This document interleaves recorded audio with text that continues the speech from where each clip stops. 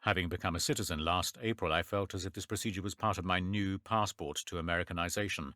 How reassuring it was to see the picture of a gleaming Christy Turlington in the office's glossy press clippings, and to reflect that soon I could dazzle just like her.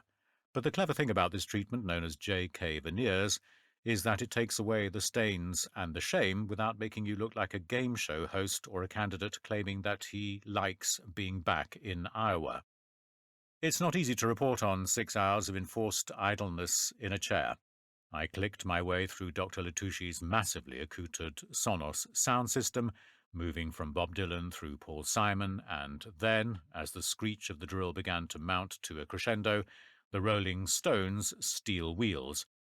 A foot masseur was thoughtfully provided to alleviate the tedium, but gallows humour is inseparable from dentistry.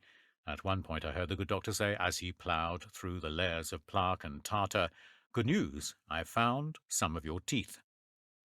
When it was over and my pearls as white as snow, I looked more British in one way, since my numb and swollen lips resembled those of a bulldog, and I felt helpless because I couldn't hold a cigarette in my mouth or, for the rest of the evening, swallow a drink without a bib to catch the dribbles.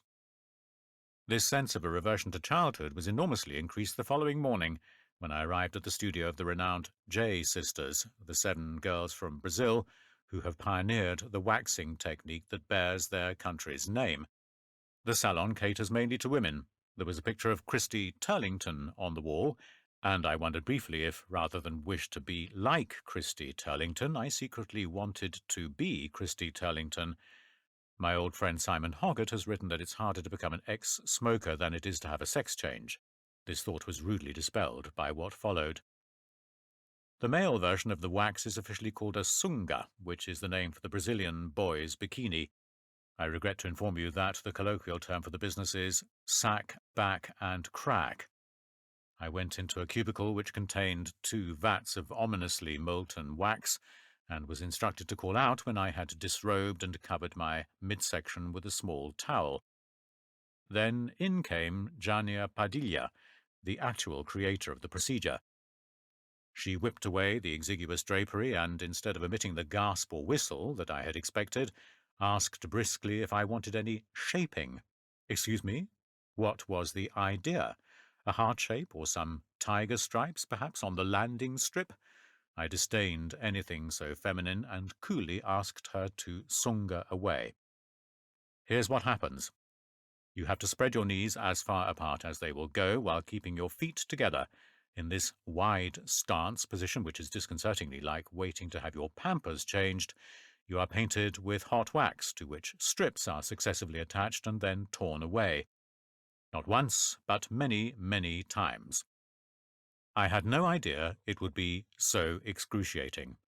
The combined effect was like being tortured for information that you do not possess, with intervals for a, incidentally very costly, sandpaper hand job.